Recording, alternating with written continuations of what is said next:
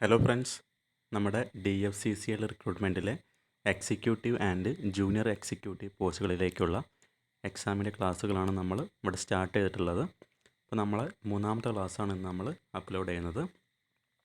അപ്പോൾ നമ്മളിന്ന് എടുക്കാൻ പോകുന്നത് ഹിസ്റ്ററി ഓഫ് ഇന്ത്യൻ റെയിൽവേസ് ആണ്. അപ്പോൾ അതിൻ്റെ മുന്നേ പറയാനുള്ളൊരു പ്രധാനപ്പെട്ട ഒരു കാര്യമാണ്, അപ്പോൾ നമ്മൾ ഏകദേശം ഒരു 3-4 ദിവസങ്ങളായിട്ട് ക്ലാസ്സുകൾ അപ്ലോഡ് ചെയ്യുന്നുണ്ട്. ഇത് മൂന്നാമത്തെ ക്ലാസ്സാണ് അപ്ലോഡ് ചെയ്യുന്നത്. നമ്മുടെ വീഡിയോസിന് ഏകദേശം ഒരു 200 അല്ലെങ്കിൽ 100 ആ റേഞ്ചിലാണ് വ്യൂസ് വരുന്നത്. അപ്പോൾ നമുക്ക് ഇവിടെ ശ്രദ്ധിക്കേണ്ട കാര്യം, മലയാളത്തിൽ ആദ്യമായിട്ടാണ് ഈ ഒരു DFCCL എക്സാമിന് വേണ്ടിയുള്ളൊരു ക്ലാസ്സുകൾ യൂട്യൂബിൽ ആരംഭിച്ചിട്ടുള്ളത്. നമ്മുടെ മലയാളികൾ ഏകദേശം എത്രത്തോളം ആളുകൾ ഈ ഒരു എക്സാമിന് വേണ്ടി പ്രിപ്പയർ ചെയ്യേണ്ടതെന്നുള്ള കാര്യം അറിയില്ല. ഇനിയും നമുക്ക് അടുത്തൊരു മാസം വരെ, അതായത് ജൂലൈ 23rd വരെ നമുക്ക് ഈ ഒരു എക്സാമിന് അപ്ലൈ ചെയ്യാനുള്ള സമയമുണ്ട്. അപ്പോൾ ചിലപ്പോൾ പല ആളുകളും ഈ ഒരു എക്സാമിനെ പറ്റി അറിയാത്തവരുണ്ടായിരിക്കും, അല്ലെങ്കിൽ കൃത്യമായിട്ട് ഇതിൻ്റെ ക്ലാസ്സുകൾ എവിടെയാണ് അവൈലബിൾ ആയിട്ടുള്ളത് അങ്ങനെയുള്ള കാര്യങ്ങളൊക്കെ അറിയാത്ത ആളുകളുണ്ടായിരിക്കാം. ശ്രദ്ധിക്കേണ്ട കാര്യം, മലയാളത്തിൽ ആദ്യമായിട്ടാണ് ഈ ഒരു DFCCL എക്സാമിന് വേണ്ടി ഇവിടെ ക്ലാസ്സുകൾ സ്റ്റാർട്ട് ചെയ്തിട്ടുള്ളത്. നമ്മുടെ ചാനലിലാണ് ആദ്യമായിട്ട് സ്റ്റാർട്ട് ചെയ്തിട്ടുള്ളത്. അപ്പോൾ നിങ്ങൾ എത്രത്തോളം പേര് ഈ ക്ലാസ്സുകൾ ഫോളോ ചെയ്യുന്നുണ്ടെന്നുള്ള കാര്യം കറക്റ്റായിട്ടൊരു കണക്ക് കിട്ടുന്നില്ല. കാരണം നമ്മുടെ ആദ്യത്തെ ക്ലാസ്സിന് കിട്ടിയ ഒരു വ്യൂവേഴ്സിൻ്റെ എണ്ണം പിന്നീട് വന്നുള്ള ക്ലാസ്സുകൾക്ക് കിട്ടിയ വ്യൂവേഴ്സിൻ്റെ എണ്ണമൊക്കെ വളരെ കുറവാണ്. അപ്പോൾ എത്രത്തോളം പേര് ഈ ഒരു ക്ലാസ് ഫോളോ ചെയ്യുന്നുള്ള കാര്യം കൃത്യമായിട്ട് അറിയാത്തത് കാരണം വീണ്ടും മുന്നോട്ട് പുതിയ ക്ലാസ്സുകൾ അപ്ലോഡ് ചെയ്യാനുള്ളൊരു കൺഫ്യൂഷനിലാണ് ഇപ്പോൾ ഞാൻ നിൽക്കുന്നത്. കാരണം നമ്മൾ എടുക്കുന്ന ഒരു എഫേർട്ട്, അതായത് ഓരോ ക്ലാസ്സുകളും ഇപ്പോൾ ഏകദേശം ഒരു ക്ലാസ് 15 to 20 മിനിറ്റ്സാണ് ഞാൻ എടുത്തിട്ടുണ്ടായിരിക്കുക, അല്ലെങ്കിൽ 25 മിനിറ്റ്സൊക്കെ വന്നിട്ടുണ്ടാവും. അപ്പോൾ ഓരോ ക്ലാസ്സുകളും എടുക്കാൻ ഏകദേശം ഒരു 5-6 മണിക്കൂറിൻ്റെ എഫേർട്ടുണ്ട്. നമ്മളെ വീഡിയോ ഉണ്ടാക്കിയതിന് ശേഷം നമ്മൾ യൂട്യൂബിൽ അപ്ലോഡ് ചെയ്യുന്നവർ ഏകദേശം 5-6 ചിലപ്പോൾ അതിൽ കൂടുതലുള്ള സമയം നമുക്ക് അതിന് വേണ്ടി നമ്മൾ ഉപയോഗിക്കുന്നുണ്ട്. അതായത് ഒരുപാട് എഫേർട്ട് ഇതിൻ്റെ പുറകിൽ എടുക്കുന്നുണ്ട്. അപ്പോൾ നമ്മൾ ആ എടുക്കുന്ന ഒരു എഫേർട്ട് എത്രത്തോളം പേരിലേക്ക് എത്തുന്നുള്ള കാര്യം കൃത്യമായിട്ട് അറിയാനുള്ളൊരു ആഗ്രഹമുണ്ട്. കാരണം എന്നാൽ മാത്രമേ മുന്നോട്ടുള്ള വീഡിയോസ് അപ്ലോഡ് ചെയ്യാനുള്ളൊരു എനർജി എനിക്ക് ഉണ്ടാവുകയുള്ളൂ. അതുകൊണ്ട് ഇവിടെ പറയാനുള്ളൊരു കാര്യം എന്താണെന്ന് വെച്ചാൽ, നിങ്ങൾ ആരെങ്കിലും നമ്മുടെ ക്ലാസ്സുകൾ കാണുന്നുണ്ടെങ്കിൽ, നിങ്ങൾ പഠിക്കുന്നുണ്ടെങ്കിൽ, അല്ലെങ്കിൽ നമ്മുടെ ക്ലാസ്സുകൾ ഫോളോ ചെയ്ത് നിങ്ങൾക്ക് ഉപകാരപ്പെടുന്നുണ്ട് എന്നുണ്ടെങ്കിൽ, നിങ്ങൾ ജസ്റ്റ് നമ്മുടെ ഓരോ ക്ലാസ്സിൻ്റെയും താഴെ നിങ്ങൾ കമൻറ്റ് ചെയ്യുക. ഞങ്ങൾക്ക് ഈ ക്ലാസ്സുകൾ തുടർന്നും വേണം, ഞങ്ങൾ ഫോളോ ചെയ്യുന്നുണ്ട് എന്നുള്ള കാര്യം നിങ്ങൾ കൃത്യമായിട്ട് കമൻറ്റ് ചെയ്താൽ എനിക്ക് കുറച്ചും കൂടി ഒരു മോട്ടിവേഷൻ അല്ലെങ്കിൽ ഒരു എനർജി കിട്ടുകയാണ് അതിലൂടെ. ഇനി അതല്ല, നിങ്ങളുടെ ഫ്രണ്ട്സുകൾ ആരെങ്കിലും ഈ ഒരു എക്സാമിന് പ്രിപ്പയർ ചെയ്യുന്നുണ്ടെങ്കിൽ, പ്രത്യേകിച്ച് മലയാളികൾ, കാരണം ഞാൻ എടുക്കുന്നത് മലയാളത്തിലാണ്. ഞാൻ നേരത്തെ പറഞ്ഞ പോലെ തന്നെ മലയാളത്തിൽ മറ്റൊരു ചാനലിൽ നിന്നും ഈ ഒരു ക്ലാസ് എടുക്കുന്നില്ല. നമ്മുടെ ചാനലിലാണ് ആദ്യമായിട്ട് ഈ ഒരു ക്ലാസ്സുകൾ തുടങ്ങിയിട്ടുള്ളത്. അതുകൊണ്ട് നിങ്ങളുടെ ഫ്രണ്ട്സുകൾ ആരെങ്കിലും ഉണ്ടെങ്കിൽ അവരിലേക്കും കൂടി ഈ ഒരു ക്ലാസ്സുകൾ എത്തിക്കുക. കാരണം ഒന്നാമത്തെ ഒരു കാര്യം എന്ന് പറയാനുള്ളത്, ഈ ഒരു എക്സാമിൻ്റെ അപ്ലൈ ചെയ്യാനുള്ള ഡേറ്റ് ഇതുവരെ കഴിഞ്ഞിട്ടില്ല. നമുക്ക് ഏകദേശം 1.5 മാസത്തിലധികം ഇനിയും സമയമുണ്ട് അപ്ലൈ ചെയ്യാൻ. അപ്പോൾ നിങ്ങളുടെ ഫ്രണ്ട്സുകൾ ആരെങ്കിലും കോമ്പറ്റേറ്റീവ് എക്സാമിന് വേണ്ടി പ്രിപ്പയർ ചെയ്യുന്ന ഫ്രണ്ട്സുകൾ ആരെങ്കിലും ഉണ്ടെങ്കിൽ, ഇത്രയും നല്ലൊരു വേക്കൻസി, ഏകദേശം ഒരു 500ഓളം വേക്കൻസിയാണ് ആ ഒരു എക്സിക്യൂട്ടീവ് ആൻഡ് ജൂനിയർ എക്സിക്യൂട്ടീവ് പോസ്റ്റുകളിലേക്ക് വന്നിട്ടുള്ളത്. അപ്പോൾ ഞാൻ പറഞ്ഞ പോലെ നിങ്ങളുടെ ഫ്രണ്ട്സുകളിലേക്ക് ഷെയർ ചെയ്യുക, അവർക്ക് ക്ലാസ്സുകൾ ഷെയർ ചെയ്ത് കൊടുക്കുക. അതുപോലെ നിങ്ങൾ ക്ലാസ് ഫോളോ ചെയ്യുന്നുണ്ടെന്നുണ്ടെങ്കിൽ, അല്ലെങ്കിൽ നിങ്ങൾക്ക് തുടർന്നും ക്ലാസ്സുകൾ വേണമെന്നുണ്ടെങ്കിൽ ദയവായിട്ട് നിങ്ങൾ ആ കമൻറ്റ് ബോക്സിൽ ഒരു കമൻറ്റ് അയക്കാം. അത് നമുക്ക് ക്ലാസ്സിലേക്ക് പോകാം. DFCCL റിക്രൂട്ട്മെൻറ്റിലെ എക്സിക്യൂട്ടീവ് ആൻഡ് ജൂനിയർ എക്സിക്യൂട്ടീവ് പോസ്റ്റുകളിലേക്ക് വേണ്ടിയുള്ള എക്സാമിൽ വരുന്ന ഹിസ്റ്ററി ഓഫ് ഇന്ത്യൻ റെയിൽവേസ് എന്ന ആ ഒരു സിലബസിലെ ടോപ്പിക്കാണ് നമ്മളിന്നിവിടെ സ്റ്റാർട്ട് ചെയ്യാൻ പോകുന്നത്. ഇവിടെ ശ്രദ്ധിക്കേണ്ട പ്രധാനപ്പെട്ട ഒരു കാര്യം, നമ്മുടെ എക്സാമിൽ ഹിസ്റ്ററി ഓഫ് ഇന്ത്യൻ റെയിൽവേസ് ഒരു ടോപ്പിക്ക് വരുന്നുണ്ട്. അതിൽ ഏകദേശം 24 ക്വസ്റ്റ്യൻസ് അല്ലെങ്കിൽ 24 മാർക്കിൻ്റെ ക്വസ്റ്റ്യൻസാണ് ഉണ്ടായിരിക്കുക. അതായത് നമ്മുടെ എക്സാം എന്ന് പറയുന്നത് ടോട്ടൽ 120 ക്വസ്റ്റ്യൻസ് ആണ്. അപ്പോൾ 120 ക്വസ്റ്റ്യൻസിൽ ഒരു പോർഷൻ വരുന്നത് ഹിസ്റ്ററി ഓഫ് ഇന്ത്യൻ റെയിൽവേസ് ആണ്. ആ ഒരു ടോപ്പിക്കിൽ ഏകദേശം 24 മാർക്കിനുള്ള അല്ലെങ്കിൽ 24 ക്വസ്റ്റ്യൻസ് ആണ് എക്സാമിൽ ഉണ്ടായിരിക്കുക. അപ്പോൾ നിങ്ങൾക്ക് അതിൻ്റെ ഒരു ഇമ്പോർട്ടൻസ് മനസ്സിലായിട്ടുണ്ടായിരിക്കും. ഏകദേശം ഒരു 20%, അതായത് 120 മാർക്കിൻ്റെ 20% ആണ് 24. ഏകദേശം ഒരു 20%ഓളം ക്വസ്റ്റ്യൻസ് നമ്മുടെ ഹിസ്റ്ററി ഓഫ് ഇന്ത്യൻ റെയിൽവേസിലെ ക്വസ്റ്റ്യൻസ് ആയിരിക്കും. അപ്പോൾ നമുക്ക് ക്ലാസ്സിലേക്ക് പോകാം.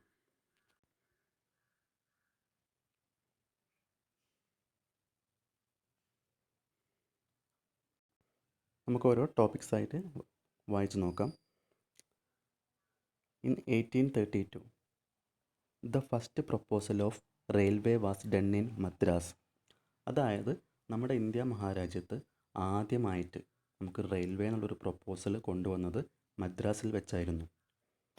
ഇപ്പോൾ ഇവിടെ ശ്രദ്ധിക്കേണ്ട കാര്യം, ഈ ഒരു വർഷം കൃത്യമായിട്ട് നോട്ട് ചെയ്ത് വെക്കുക. 1832 എന്നുള്ള വർഷം കൃത്യമായിട്ട് നോട്ട് ചെയ്ത് വെക്കുക. അതിൻ്റെ ഇമ്പോർട്ടൻസ് എന്താണെന്ന് വെച്ചാൽ നമ്മുടെ ഇന്ത്യയിൽ, അതായത് നമ്മുടെ ഇന്ത്യ രാജ്യത്ത് ആദ്യമായിട്ട് റെയിൽവേ എന്നുള്ളൊരു സങ്കല്പം അല്ലെങ്കിൽ റെയിൽവേ എന്നുള്ളൊരു പ്രൊപ്പോസൽ കൊണ്ടുവന്നത് മദ്രാസിൽ വെച്ചാണ്. അപ്പോൾ ഈ മദ്രാസ് എന്നുള്ള ഈ ഒരു ടേമും അതുപോലെ തന്നെ ആ വർഷവും എന്ത് ചെയ്യുക, കൃത്യമായിട്ട് നോട്ട് ചെയ്ത് വെക്കാം. അപ്പോൾ നമ്മുടെ ഇന്ത്യയിൽ ആദ്യമായിട്ട് റെയിൽവേ എന്നുള്ളൊരു പ്രൊപ്പോസൽ കൊണ്ടുവന്നത് മദ്രാസിൽ വെച്ചാണ്. അത് 1832 okay. 1837 the country's first train Red Hill Railway ran from Red Hills to Chintadripet bridge in Madras. അതായത് നമ്മുടെ ഇന്ത്യയിൽ ആദ്യമായിട്ട് ഒരു എക്സ്പെരിമെൻ്റൽ എന്ന രീതിയിൽ ട്രെയിൻ റൺ ചെയ്തത് മദ്രാസിനടുത്തുള്ള ചിന്താതിരിപ്പേട്ട് എന്ന സ്ഥലത്താണ്. അന്ന് ആ സ്ഥലത്ത് ട്രെയിൻ റൺ ചെയ്തത് റെഡ് ഹിൽ മുതൽ ചിന്താതിരിപ്പേട്ട് ബ്രിഡ്ജ് വരെയായിരുന്നു ആ ഒരു റൂട്ട് അല്ലെങ്കിൽ ആ ഒരു റെയിൽവേ ലൈൻ കൺസ്ട്രക്ട് ചെയ്തിട്ടുണ്ടായിരുന്നത്. അപ്പോൾ 1837 നമ്മുടെ രാജ്യത്ത് ആദ്യമായിട്ട് ട്രെയിൻ ഒരു എക്സ്പെരിമെൻ്റൽ എന്ന രീതിയിൽ റൺ ചെയ്തിട്ടുണ്ടായിരുന്നത്. അത് മദ്രാസിലെ ചിന്താതിരിപ്പേട്ട് എന്ന സ്ഥലത്തായിരുന്നു. ആ ട്രെയിൻ റൺ ചെയ്തത് ഏകദേശം റെഡ് ഹിൽ മുതൽ ചിന്താതിരിപ്പേട്ട് ബ്രിഡ്ജ് വരെയാണ് ആ ട്രെയിൻ റൺ ചെയ്തിട്ടുണ്ടായിരുന്നത്. ഓക്കെ, അപ്പോൾ ഈ ഒരു വർഷം കൃത്യമായി നോട്ട് ചെയ്ത് വെക്കാം. നമ്മൾ ആദ്യം പറഞ്ഞത് 1832. അതിൻ്റെ പ്രത്യേകത എന്ന് പറഞ്ഞാൽ നമ്മുടെ ഇന്ത്യയിൽ ആദ്യമായിട്ട് റെയിൽവേ എന്നുള്ളൊരു പ്രൊപ്പോസൽ കൊണ്ടുവന്ന വർഷമാണ് 1832. അത് മദ്രാസിൽ വെച്ചായിരുന്നു. അതേ മദ്രാസിനടുത്തുള്ള ചിന്താതിരിപ്പേട്ടിലായിരുന്നു ആദ്യമായിട്ട് ഒരു എക്സ്പെരിമെൻ്റ് എന്ന രീതിയിൽ റെയിൽവേ ലൈൻ കൺസ്ട്രക്ട് ചെയ്തിട്ടുള്ളത്. അത് 1837. ഏകദേശം നമ്മൾ ആ പ്രൊപ്പോസൽ കൊണ്ടുവന്നതിൻ്റെ ഒരു 5 വർഷം കഴിഞ്ഞിട്ടാണ് ആ ഒരു എക്സ്പെരിമെൻ്റൽ റെയിൽവേ ലൈന് കൺസ്ട്രക്ട് ചെയ്തിട്ടുള്ളത്. Okay. The train was pulled by a rotary steam locomotive engine which was manufactured by William Avery. The locomotive engine was built by engineer Arthur Cotton. The railway was mainly used for transporting granite stone for road building work in Madras. അപ്പോൾ അന്ന് ഉപയോഗിച്ചിരുന്ന ആ ഒരു train run ചെയ്യാൻ വേണ്ടിയിട്ട് നമ്മൾ അവിടെ ഉപയോഗിച്ചത് ഒരു റോട്ടറി സ്റ്റീം ലോക്കോമോട്ടീവ് എൻജിനായിരുന്നു. അത് കൺസ്ട്രക്ട് ചെയ്തത് അല്ലെങ്കിൽ ബിൽഡ് ചെയ്തത് അന്നത്തെ ഒരു എഞ്ചിനീയർ ആയിരുന്ന ആർത്തൂർ കോട്ടനാണ്. അദ്ദേഹമാണ് ആ ഒരു ലോക്കോമോട്ടീവ് എൻജിന് ബിൽഡ് ചെയ്തുള്ളത്. അപ്പോൾ പ്രധാനമായിട്ടും അന്ന് നമ്മൾ ആ ട്രെയിൻ ഉപയോഗിച്ചിരുന്നത് transporting granite stone for road building work in Madras. അതായത് മദ്രാസിലെ റോഡ് ബിൽഡിംഗ് വർക്കിനൊക്കെ വേണ്ടിയുള്ള റോ മെറ്റീരിയൽസ് അല്ലെങ്കിൽ കൺസ്ട്രക്ഷൻ മെറ്റീരിയൽസൊക്കെ കൊണ്ടുപോകാൻ വേണ്ടിയിട്ടായിരുന്നു അന്ന് ആ ഒരു ട്രെയിൻ നമ്മൾ യൂസ് ചെയ്തിട്ടുണ്ടായിരുന്നത്. ഓക്കെ, ഇവിടെ നമ്മൾ നേരത്തെ പറഞ്ഞിട്ടുള്ള ആ ചിന്താതിരിപ്പേട്ട് ബ്രിഡ്ജിൻ്റെ ഡിസൈനാണ് കാണിച്ചിട്ടുള്ളത്. ജസ്റ്റ് ഒന്ന് നോക്കിയാൽ മതി. നേരത്തെ പറഞ്ഞ ആ ഒരു എഞ്ചിനീയർ ആർത്തൂർ കോട്ടൺ ഉണ്ട്, അദ്ദേഹമാണ് ഈ ഫോട്ടോയിൽ കാണുന്നത്. അതായത് നമ്മൾ ആദ്യത്തെ ആ ഒരു റെയിൽവേ ലോക്കോമോട്ടീവ് എൻജിൻ ഉണ്ടാക്കിയ കൺസ്ട്രക്ട് ചെയ്ത ആ ഒരു എഞ്ചിനീയറാണ് ആർത്തൂർ കോട്ടൺ. അപ്പോൾ ഈ ഒരു പേര് കൃത്യമായി നോട്ട് ചെയ്ത് വെക്കുക. അദ്ദേഹത്തിൻ്റെ ഫോട്ടോ ആണ് ഇവിടെ കാണിച്ചിട്ടുള്ളത്. നമുക്ക് ബാക്കി നോക്കാം. The Godavari dam construction railway. One of India's first railways constructed in about 1845 for the construction of the Godavari dam to transport stone and other materials from the district around Rajahmundry. The engineer in charge was Captain Arthur Thomas Cotton of the Madras Corps of Engineers. അതായത് ഇവിടെ പറഞ്ഞുള്ളത് എന്താണെന്ന് വെച്ചാൽ നമ്മുടെ Godavari dam construct ചെയ്യാൻ വേണ്ടിയിട്ട് അതിനാവശ്യമായ stone അല്ലെങ്കിൽ constructional മെറ്റീരിയൽസൊക്കെ transport ചെയ്യാൻ വേണ്ടിയിട്ട്, അതായത് ആ ഡിസ്ട്രിക്റ്റിൻ്റെ പേരാണ് രാജമുണ്ട്രി. അപ്പോൾ അവിടുന്ന് ആ ഒരു ഗോദാവരി ഡാം കൺസ്ട്രക്റ്റ് ചെയ്യാൻ വേണ്ടിയിട്ട് ഉള്ള ആവശ്യങ്ങൾക്ക് വേണ്ടിയാണ് നമ്മൾ ആദ്യമായിട്ട് ഇന്ത്യയിൽ റെയിൽവേ അന്ന് യൂസ് ചെയ്തിരുന്നത്. അതായത് 1845 കാലഘട്ടത്തിൽ നമ്മൾ റെയിൽവേ യൂസ് ചെയ്തിരുന്നത് ആ ഒരു ആവശ്യത്തിനായിരുന്നു. അതായത് പ്രധാനമായിട്ടും ചരക്ക് ഗതാഗതം നടത്താനായിരുന്നു നമ്മൾ റെയിൽവേയുടെ സഹായം അല്ലെങ്കിൽ ആ റെയിൽവേ നമ്മൾ യൂസ് ചെയ്തിട്ടുണ്ടായിരുന്നത്. അതായത് ഗോദാവരി ഡാം കൺസ്ട്രക്ട് ചെയ്യുന്ന സമയത്ത് അതിന് ആവശ്യമായിട്ട് വരുന്ന കൺസ്ട്രക്ഷൻ മെറ്റീരിയൽസ്, സ്റ്റോൺസ് അങ്ങനെയുള്ള കാര്യങ്ങളൊക്കെ ട്രാൻസ്പോർട്ട് ചെയ്യാൻ വേണ്ടിയിട്ട്, അതായത് ആ രാജമുണ്ട്രി എന്നുള്ള ഡിസ്ട്രിക്റ്റിന് അടുത്തുള്ള സ്ഥലങ്ങളിൽ നിന്നൊക്കെ അങ്ങോട്ടേക്ക് സാധനങ്ങൾ കയറ്റി അയക്കാൻ വേണ്ടിയിട്ടായിരുന്നു നമ്മൾ റെയിൽവേ ഉപയോഗിച്ചിരുന്നത്. ഇവിടെ ജസ്റ്റ് ഒരു മദ്രാസിൻ്റെ പഴയൊരു പ്ലാനാണ് കാണിച്ചുള്ളത്. റെയിൽവേ ലൈനൊക്കെ അടങ്ങിയൊരു പ്ലാനാണ്. ജസ്റ്റ് നോക്കി നോക്കാം.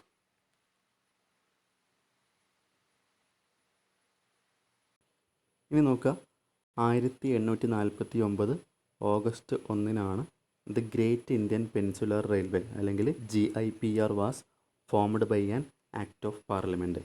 അതായത് പാർലമെൻറ്റിൻ്റെ ഒരു ആക്ട് പ്രകാരം the Great Indian Peninsular Railway start ചെയ്തുള്ളത് 1849 ആഗസ്റ്റ് 1 അപ്പോൾ ആ ഡേറ്റ് കൃത്യമായി മനസ്സിലാക്കി വെക്കുക.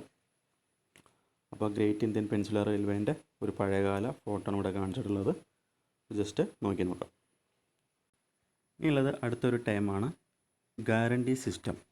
അതായത് 1849 ഓഗസ്റ്റ് 17 ഗ്യാരണ്ടി സിസ്റ്റം ഇൻട്രൊഡ്യൂസ് ചെയ്തിട്ടുള്ളത്. അതായത് ഈ ഗ്യാരണ്ടി സിസ്റ്റം ഉദ്ദേശിക്കുന്നത് ഇവിടെ ജസ്റ്റ് ഡെഫിനിഷൻ കൊടുത്തിട്ടുണ്ട്. Guarantee system was introduced which provided free land and a guaranteed 5% return to private British companies who were willing to build railways in India.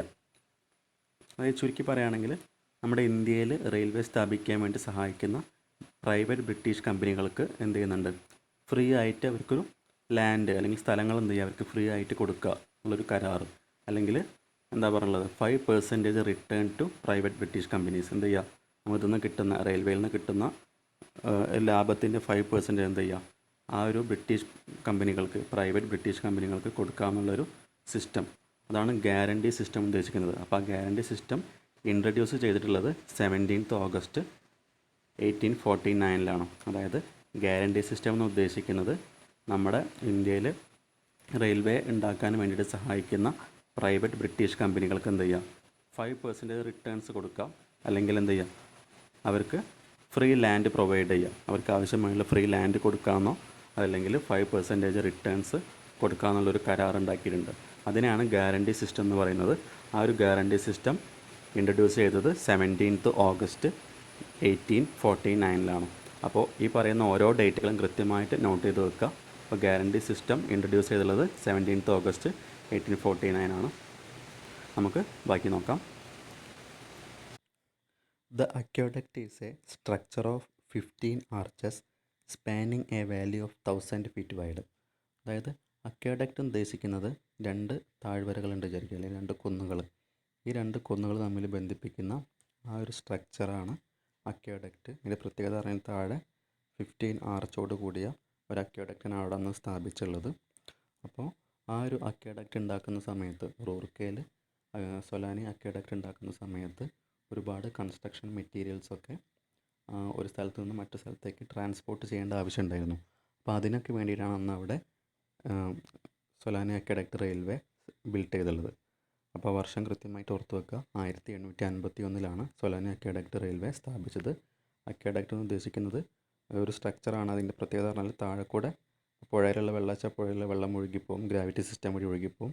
മേലെ ഒരു canal പോലത്തെ ഒരു സംഭവമായിരിക്കും. അപ്പോൾ അതിലൂടെ എന്ത് ചെയ്യും, വാട്ടറിൻ്റെ ഫ്ലോ ഉണ്ടായിരിക്കും. അപ്പോൾ അതാണ് അക്വേഡക്റ്റ് എന്ന് ഉദ്ദേശിക്കുന്നത്.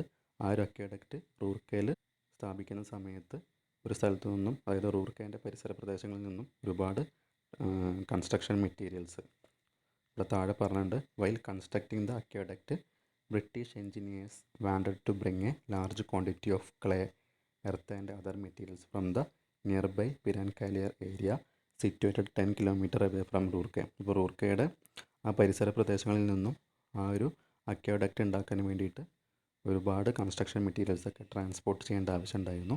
അപ്പോൾ അതിനൊക്കെ വേണ്ടിയിട്ടാണ് 1851 സൊലാനി അക്വേഡക്റ്റ് റെയിൽവേ പ്രൊജക്റ്റ് ഉണ്ടാക്കിയുള്ളത്. അപ്പോൾ it was pulled by the Thomson steam locomotive engine. അന്ന് ഉപയോഗിച്ചിരുന്ന ആ ഒരു ലോക്കോമോട്ടീവ് എഞ്ചിൻ്റെ പേരാണ് തോംസൺ സ്റ്റീം ലോക്കോമോട്ടീവ് എഞ്ചിൻ. നമുക്ക് ബാക്കി നോക്കാം. This necessity to bring earth and other material compelled the engineers to invent the possibility of running a train between the 2 points. നമ്മൾ നേരത്തെ പറഞ്ഞ പോലെ ആ ഒരു അക്വേഡക്റ്റ് ഉണ്ടാക്കാൻ വേണ്ടിയിട്ട് ആ ഒരു മെറ്റീരിയൽസൊക്കെ ട്രാൻസ്പോർട്ട് ചെയ്യാൻ വേണ്ടിയിട്ടാണ് അവിടെ അന്ന സമയത്ത് എൻജിനീയേഴ്സ് റെയിൽവേ കൺസ്ട്രക്ട് ചെയ്തുള്ളത്. The line laid was 4 feet 8.5-inch gauge. The engine was brought from England in 1851. It was 222T loco manufactured by E.B. Wilson. ആ ഒരു റെയിൽവേ ലൈനിൻ്റെ വീതി അല്ലെങ്കിൽ ഗേജ് എന്ന് പറയുന്നത് 4 feet 8.5 ഇഞ്ചാണ്. അപ്പം ജസ്റ്റ് നോട്ട് ചെയ്ത് വെക്കുക. അതുപോലെ ആ എൻജിൻ കൊണ്ടുവന്നുള്ളത് ഇംഗ്ലണ്ടിൽ നിന്നാണ്. അത് മാനുഫാക്ചർ ചെയ്തത് E.B. വിൽസൺ ആണ്. ഇത്രയും കാര്യങ്ങൾ നോട്ട് ചെയ്ത് വെക്കുക.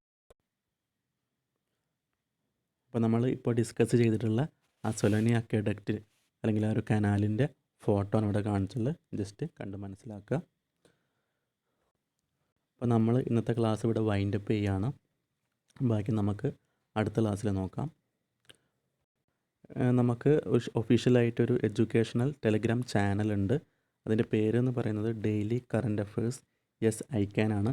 അതിൻ്റെ ഒരു ലിങ്ക് നമ്മുടെ ഡിസ്ക്രിപ്ഷൻ ബോക്സിൽ ഉണ്ടായിരിക്കും. നിങ്ങൾക്ക് ആർക്കെങ്കിലും അതിൽ ജോയിൻ ചെയ്യാൻ താല്പര്യമുണ്ടെങ്കിൽ ജോയിൻ ചെയ്യാവുന്നതാണ്. അതിൽ പ്രധാനമായിട്ടും DFCCL എക്സാമിന് വേണ്ടിയിട്ടുള്ള അല്ലെങ്കിൽ ബാങ്കിങ് എക്സാം, SSC, റെയിൽവേസ് അതിലേക്കൊക്കെ വേണ്ടിയുള്ള എക്സാമിന് വേണ്ടിയുള്ള ഇമ്പോർട്ടൻറ്റ് ക്വിസുകൾ, ഡെയിലി ക്വിസുകൾ അതിൽ അപ്ലോഡ് ചെയ്യുന്നുണ്ട്. അതുപോലെ തന്നെ ബാങ്കിങ് എക്സാമിനൊക്കെ വേണ്ടിയുള്ള ഇംഗ്ലീഷ് വൊക്കാബുലറി നോട്ട്സൊക്കെ അതിൽ അപ്ലോഡ് ചെയ്യാറുണ്ട്. അപ്പോൾ നിങ്ങൾക്ക് ആർക്കെങ്കിലും താല്പര്യം ഉണ്ടെങ്കിൽ ആ ചാനലിൽ ജോയിൻ ചെയ്യാവുന്നതാണ്. അതിൻ്റെ പേര് daily current affairs yes I can ആണ്. അതിൻ്റെ ലിങ്ക് ഞാൻ ഡിസ്ക്രിപ്ഷനിൽ കൊടുക്കുന്നുണ്ട്. അപ്പോൾ അതുവഴി നിങ്ങൾക്ക് ഡയറക്റ്റ് ജോയിൻ ചെയ്യാവുന്നതാണ്. നമുക്ക് ബാക്കി അടുത്ത ക്ലാസ്സിൽ നോക്കാം. Okay, bye, thank U.